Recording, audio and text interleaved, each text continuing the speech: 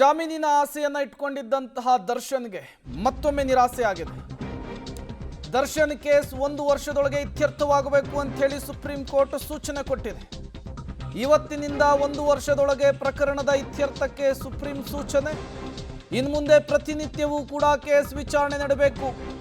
ಸದ್ಯ ಸೋಮವಾರ ಮಂಗಳವಾರ ನಡೀತಾ ಇದ್ದಂತಹ ವಿಚಾರಣೆ 1 ವರ್ಷದೊಳಗೆ ಪ್ರಕರಣವನ್ನು ಇತ್ಯರ್ಥಗೊಳಿಸುವುದಕ್ಕೆ ಸೂಚನೆಯನ್ನ ಕೊಡಲಾಗಿದೆ. ಸರ್ಕಾರದ ಪರ ವಕೀಲರಿಗೆ ಸುಪ್ರೀಂ ಕೋರ್ಟ್ ಸೂಚನೆಯನ್ನ ಕೊಟ್ಟಿರುವಂತದ್ದು. ಮುಂದಿನ ವರ್ಷ ಅರ್ಜಿ ಸಲ್ಲಿಕೆಗೆ ಅವಕಾಶವನ್ನ ಸುಪ್ರೀಂ ಕೋರ್ಟ್ ಕೊಟ್ಟಿದೆ. ಅಲ್ಲಿಯವರೆಗೂ ಕೂಡ ದರ್ಶನ್ ಜೈಲಿನಲ್ಲಿಯೇ ಇರಬೇಕಾಗುತ್ತೆ. 1 ವರ್ಷದೊಳಗೆ ಪ್ರಕರಣವನ್ನ ಇತ್ಯರ್ಥವನ್ನ ಮಾಡಿ ಅಂತೇಳಿ ಸುಪ್ರೀಂ ಕೋರ್ಟ್ ಸೂಚನೆಯನ್ನ ಕೊಟ್ಟಿರುವಂತದ್ದು. ದರ್ಶನ್ ಮನವಿ ಮಾಡಿಕೊಂಡಿದ್ರಲ್ಲಿ ಇದೇ ಹೈಲೈಟ್ ಆಗಿತ್ತು. ವಿಚಾರಣೆ ಡಿಲೇ ಆಗ್ತಾ ಇದೆ. ಇಲ್ಲಿಯವರೆಗೂ ಕೇವಲ 8 ಸಾಕ್ಷಿಗಳ ಹೇಳಿಕೆಯನ್ನು ಮಾತ್ರ ದಾಖಲು ಮಾಡಲಾಗಿದೆ. Of course bale application file ಮಾಡಬೇಕಾಗತ್ತೆ. ಬಟ್ ಸುಪ್ರೀಂ ಕೋರ್ಟ್ ಒಂದ್ಸತಿ ಕ್ಯಾನ್ಸಲೇಷನ್ ಮಾಡಿದ ಮೇಲೆ ಅವ್ರಿಗೆ ಆ ಅವಕಾಶ ಕೆಳಗಿಂದ ಸಿಗೋದು ಕಷ್ಟ ಅಂತ ಹೇಳಿಬಿಟ್ಟು ಅವ್ರು ಇಲ್ಲಿ ರಿಟ್ ಪಿಟಿಷನ್ ಫೈಲ್ ಮಾಡ್ಕೊಂಡಿದ್ರು. ಇಲ್ಲಿ ರಿಟ್ ಪಿಟಿಷನಲ್ಲಿ ಅವ್ರು ಕೇಳಿದ್ದೇನೆಂದರೆ, ಜೈಲ್ ಒಳಗೆ ನನಗೆ ಏನು ಎಮ್ಯುನಿಟೀಸ್ ಬೇರೆಯವ್ರಿಗೆ ಸಿಗ್ತಾ ಇದೆ, ಫ್ಯಾಮಿಲಿ ಅವ್ರ ಹತ್ರ ಮಾತಾಡೋಕ್ಕೆ ಬೇರೆಯವ್ರಿಗೆ ಅವಕಾಶ ಸಿಗ್ತಾ ಇದೆ, ನನಗೆ ಅವೆಲ್ಲ ಕರೆಕ್ಟಾಗಿ ಸಿಗ್ತಾ ಇಲ್ಲ. ನನಗೆ ಒಂದು ಸಪ್ರೇಟ್ ಸೆಲ್ಲಲ್ಲಿ ಹಾಕಿದ್ದಾರೆ. ಅದನ್ನು ಮುಂಚೆ ಕ್ವಾರಂಟೈನ್ ಅಂತ ಹೇಳ್ತಿದ್ವಿ. ಆ ಸೆಲ್ಲನ್ನು ಇವಾಗ ಅದನ್ನು block A and block B ಅಂತ ಹೆಸರು ಕೊಟ್ಟಿದ್ದಾರೆ. ಆದರೆ ಅದರಲ್ಲಿ ಇಟ್ಕೊಂಡಿದ್ದಾರೆ ಅಂತ ಅವ್ರ ಸಬ್ಮಿಷನ್ ಇದ್ದಿದ್ದು. ನನಗೆ ಇವಾಗ 272 ವಿಟ್ನೆಸಸ್ ಇನ್ನೂ ಎಕ್ಸಾಮಿನ್ ಆಗಬೇಕು. ಟ್ರಯಲ್ ಇನ್ನೂ ನಡೀತಾ ಇದೆ. ಟ್ರಯಲ್ ನಡೆಯುವಾಗ ಇಷ್ಟೆಲ್ಲ ವಿಟ್ನೆಸಸ್ನ ಎಕ್ಸಾಮಿನ್ ಮಾಡೋಕ್ಕೆ ಸ್ಟೇಟ್ ಗೌರ್ಮೆಂಟ್ ಹತ್ರ ಲಾಸ್ಟ್ ಹಿಯರಿಂಗಲ್ಲಿ ಸುಪ್ರೀಂ ಕೋರ್ಟ್ ಕೇಳ್ಕೊಂಡಿತ್ತು, ಎಷ್ಟು ಆಡಿದ್ದೀರಾ ಆಲ್ರೆಡಿ ಎಕ್ಸಾಮಿನೇಷನ್, ಇನ್ನು ಎಷ್ಟು ಮಾಡೋಕ್ಕಿದೆ ಅಂತ. ಆವಾಗ ಈ ಆರ್ಡರ್ ಕೊಟ್ಟಿದ ನಂತರ ಸ್ಟೇಟ್ ಗೌರ್ಮೆಂಟ್ ಇವತ್ತೊಂದು ಎಫಿಡೇವಿಟ್ ಫೈಲ್ ಮಾಡಿದ್ರು. ಆ ಎಫಿಡೇವಿಟಲ್ಲಿ ಅವ್ರು ಹೇಳ್ಕೊಂಡ್ರು 150 ವಿಟ್ನೆಸಸ್ನ ನಾವು ಎಕ್ಸಾಮಿನ್ ಇನ್ನು ಕರೆಕ್ಟಾಗಿ ಮಾಡಲೇಬೇಕು. ಅದರಲ್ಲೂ ಕೂಡ 60 ಇಂಪಾರ್ಟೆಂಟ್ ವಿಟ್ನೆಸಸ್ ಇದ್ದಾರೆ. ಆ 60 ಜನನ ಮಾಡೋಕ್ಕೆ ನಮಗೆ ಅವಕಾಶ ಬೇಕು. ಅವಾಗ ತನಕ ಇವ್ರಿಗೆ ಬೇಲ್ ಕೊಡಬಾರ್ದು ನೀವು ಅಂತ ಅವ್ರು ಸ್ಟೇಟ್ ಗೌರ್ಮೆಂಟ್ ಕೇಳ್ಕೊಂಡಿದ್ದು.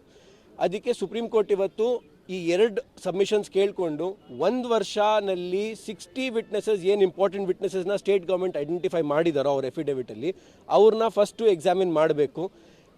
ಕರೆಕ್ಟಾಗಿ ಈ ಯಾವ ಕೋರ್ಟಲ್ಲಿ ಈ ಕೇಸ್ ನಡೀತಾ ಇದೆ ಆ ಕೋರ್ಟ್ ಇವಾಗ ವೇಕೆಂಟ್ ಇತ್ತು. ಡೆಲಿಗೇಟೆಡ್ ಕೋರ್ಟ್ ಬರೀ 1 ವಾರಕ್ಕೆ 2 ದಿನ ಕೂರ್ತಿದ್ರು.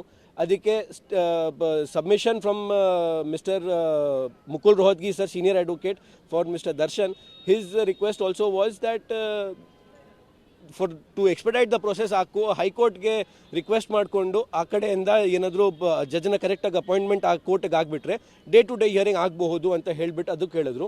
That order also has been passed. Mister Siddharth Luthra, senior advocate sir, appeared for state of Karnataka and he also join the request that ಇವೆಲ್ಲ ಬೇಗ ಮಾಡಬೇಕಂದ್ರೆ ಅವ್ರಿಗೆ ಆ ಕೋರ್ಟಿಂದ ರಿಕ್ವೆಸ್ಟ್ ಕರೆಕ್ಟಾಗಿ ಹೋದರೆ ಅದು ಹೈಕೋರ್ಟಿಂದ ಅದು ಸರಿ ಹೋಗುತ್ತೆ. So petition has been disposed of today with the direction 1 ವರ್ಷದಲ್ಲಿ 60 ವಿಟ್ನೆಸಸ್ನ ಕರೆಕ್ಟಾಗಿ ಮಾಡಿ ಆಮೇಲೆ ನೋಡೋಣ ಬೇಲ್ ಕೊಡಬೇಕಾ ಕೊಡಬಾರ್ದಾ ಅಂತ. ಅಂದರೆ ಮತ್ತೆ ಅವರೇನಾದ್ರು ಈ 1 ವರ್ಷದ ಒಳಗಡೆ ಆದಷ್ಟು ಬೇಗ ವಿಚಾರಣೆಯನ್ನು ತ್ವರಿತವಾಗಿ ಪೂರ್ಣಗೊಳಿಸಬೇಕು ಅಂತ ಹೇಳಿದೆ. ಮತ್ತೇನಾದರೂ ಅರ್ಜಿಯನ್ನು ಸಲ್ಲಿಸೋಕ್ಕೆ ಅವ್ರಿಗೆ ಅವಕಾಶ ಇದೆಯಾ ದರ್ಶನ್ಗೆ? ನೋಡಿ, ಬೇಲ್ ಒಂದ್ಸತಿ ಅವ್ರಿಗೆ ಹೈಕೋರ್ಟಿಂದ ಸಿಕ್ಕಿದ ನಂತರ ಈ ಕಡೆ ಅವ್ರು ಸುಪ್ರೀಂ ಕೋರ್ಟಿಗೆ ಬಂದಿದ್ರು. ಸುಪ್ರೀಂ ಕೋರ್ಟಲ್ಲಿ ಸ್ಟೇಟ್ ಬಂದಿದ್ರು, ಸ್ಟೇಟ್ ಕ್ಯಾನ್ಸಲ್ ಮಾಡಿತ್ತು. ಇವಾಗ ಅವ್ರು ತಿರ್ಗಾ ಇಲ್ಲಿ ಬಂದು ಈ ಥರ ಆರ್ಡರ್ ತೊಗೊಂಡಿದ ಮೇಲೆ ಈ ವರ್ಷದ ಒಳಗೆ ಅವ್ರಿಗೆ ಅವಕಾಶ ತಿರ್ಗಾ ಬೇಲ್ ಹಾಕೋಕ್ಕೆ chances ಕಮ್ಮಿ ಇರುತ್ತೆ. Of course there are certain grounds which the courts will consider during this year also, but if those grounds exist and are really argued, maybe he will have a chance, but otherwise the court is very clear. ಈ 1 ವರ್ಷದಲ್ಲಿ ಇಷ್ಟು 60 ವಿಟ್ನೆಸಸ್ನ ಅಂತೂ ಖಂಡಿತ ಕರೆಕ್ಟಾಗಿ examine ಮಾಡಲೇಬೇಕು. ಈಗ ಅವರು submission ಮಾಡಿದ್ರಲ್ಲಿ ನನಗೆ ಜೈಲೊಳಗಡೆ ಸರಿಯಾದ ಪೂರಕ ವ್ಯವಸ್ಥೆಗಳನ್ನ ಕೊಡ್ತಾ ಇಲ್ಲ, ಕ್ವಾರಂಟೈನ್ ಲೈಕ್ ಕೋವಿಡ್ ಟೈಮಲ್ಲಿ ಇದ್ದಂಥ ಆ ರೀತಿಯಂಥ ಸನ್ನಿವೇಶಗಳನ್ನ ನಾನು ಎದುರಿಸ್ತಾ ಇದ್ದೀನಿ, ಯಾರ ಜೊತೆ ಮಾತಾಡೋಕ್ಕೆ ಬಿಡ್ತಾ ಇಲ್ಲ. ಅದಕ್ಕೇನಾದರೂ ಅವ್ರುಗಳಿಗೆ ಅಂದರೆ ದರ್ಶನ್ಗೆ ಅವಕಾಶಗಳನ್ನು ಕೋರ್ಟು ಡೈರೆಕ್ಷನ್ ಕೊಡ್ತಾ ಏನಾದರೂ ಪೂರಕ ವ್ಯವಸ್ಥೆಗಳನ್ನು ಮಾಡಿ ಆ ಥರದ್ದು ಏನಾದರೂ ನಾರ್ಮಲ್ ಕೈದಿಗಳನ್ನ ಇರಿಸುವಂತಹ ಮಾದರಿಯಲ್ಲಿ ಇಡಬೇಕು ಅನ್ನೋಂಥದ್ದು ಏನಾದರೂ ಹೇಳ್ತಾ ಬೇಸಿಕ್ ಕಮ್ಯುನಿಟೀಸ್ ಏನು ಎಲ್ಲ ಪ್ರಿಸನರ್ಸ್ಗೂ ಸಿಗುತ್ತೆ, ಇವ್ರಿಗೂ ಸಿಗಬೇಕು. ಸಪ್ರೇಟ್ ಏನು ಟ್ರೀಟ್ಮೆಂಟ್ ಇರಬಾರ್ದು. ಮತ್ತು ಇವ್ರಿಗೆ ಇವಾಗ ತನಕ ಏನು ಆ ಥರ ಎಮ್ಯುನಿಟಿ ಸಿಗ್ತಾ ಇರಲಿಲ್ಲ ಅಂತ ಹೇಳ್ಕೊಂಡು ಇಲ್ಲಿ ಬಂದಿದ್ರು ಅವರು ರಿಟ್ ಪಿಟಿಷನಲ್ಲಿ. ಸ್ಟೇಟ್ ಗೌರ್ಮೆಂಟ್ ಪರವಾಗಿಂದ ಎಫಿಡೇವಿಟ್ ಬಂದಿದೆ ಫ್ರಮ್ ದ ಪ್ರಿಸನ್ ಅಥಾರಿಟೀಸ್. ಅವ್ರು ಹೇಳ್ಕೊಂಡಿದ್ದಾರೆ, ನಾವು ಆ ಥರ ಎಲ್ಲ ಫೆಸಿಲಿಟೀಸ್ ಕೊಡ್ತಾ ಇದ್ದೀವಿ, ಅದರಲ್ಲಿ ಏನು ಕಮ್ಮಿ ಬಿಡ್ತಾ ಇಲ್ಲ, ಆದರೆ ಇವ್ರದ್ದು ಏನು ಗ್ರೀವಿಯನ್ಸ್ ಇದೆಯೋ ನಾವು ಅದನ್ನು ಇನ್ನು ಮುಂದೆ ಕರೆಕ್ಟಾಗಿ ನೋಡ್ಕೊತೀವಂತ. Okay sir. Saket Gogia, advocate on record at Supreme Court. Thank you. ಇದು ಸುಪ್ರೀಂ ಕೋರ್ಟ್ನ ವಕೀಲರಾದಂತಹ ಸಾಕೇತ್ ಅವರು ಏನಾಯಿತು ಒಳಗಡೆ ಕಟಕಟೆಯಲ್ಲಿ ಅನ್ನೋದನ್ನು ಬ್ರೀಫ್ ಮಾಡುವಂತಹ ಕೆಲಸವನ್ನು ಮಾಡಿದ್ದಾರೆ. 1 ವರ್ಷಗಳ ಕಾಲ ಟೈಮ್ ಲೈನನ್ನು ಕೊಟ್ಟಿದ್ದಾರೆ. ಅದರ ಒಳಗಾಗಿ ಪ್ರಮುಖ 60 ಸಾಕ್ಷಿಗಳ ಹೇಳಿಕೆಯನ್ನು ಪಡೆಯುವಂತಹ ಕೆಲಸವನ್ನು ನ್ಯಾಯಾಧೀಶರ ಮುಂದೆ ಮಾಡಬೇಕು. ಅರ್ಥಾತ್ 1 ವರ್ಷದ ಒಳಗೆ ವಿಚಾರಣೆಯನ್ನು ಕಂಪ್ಲೀಟ್ ಮಾಡಬೇಕಾಗುತ್ತೆ. ಅಲ್ಲಿಯವರೆಗೂ ಕೂಡ ದರ್ಶನ್ ಅವರಿಗೆ ಜಾಮೀನನ್ನು ಪಡೆದುಕೊಳ್ಳೋದಕ್ಕೆ ಯಾವುದೇ ರೀತಿಯ ಅವಕಾಶ ಇರೋದಿಲ್ಲ ಅನ್ನೋದು ಕೂಡ ಗೊತ್ತಾಗ್ತಾ ಇದೆ.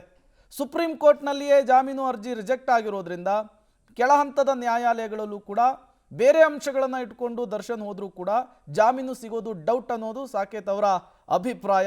ಬಟ್ 2027 ಮೇ 15ರವರೆಗೂ ಕೂಡ ದರ್ಶನ್ ಜೈಲಿನಲ್ಲಿಯೇ ಇರಬೇಕಾದಂತಹ ಪರಿಸ್ಥಿತಿ ನಿರ್ಮಾಣವಾಗಿದೆ.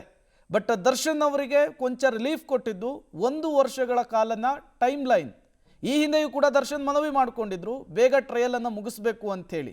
ಈಗ ಸುಪ್ರೀಂ ಕೋರ್ಟ್ನ ವಿಚಾರಕ್ಕೂ ಕೂಡ ಈ ವಿಚಾರವನ್ನು ಇಟ್ಕೊಂಡು ದರ್ಶನ್ ಹೋದಂತಹ ಸಂದರ್ಭದಲ್ಲಿ 1 ವರ್ಷಗಳ ಕಾಲಮಿತಿಯನ್ನು ಕೊಟ್ಟಿರುವಂತಹದ್ದು ಸುಪ್ರೀಂ ಕೋರ್ಟ್. ಅಲ್ಲಿಯವರೆಗೂ ಕೂಡ ದರ್ಶನ್ ಹೊರಬರೋದಕ್ಕೂ ಕೂಡ ಅವಕಾಶ ಇರೋದಿಲ್ಲ.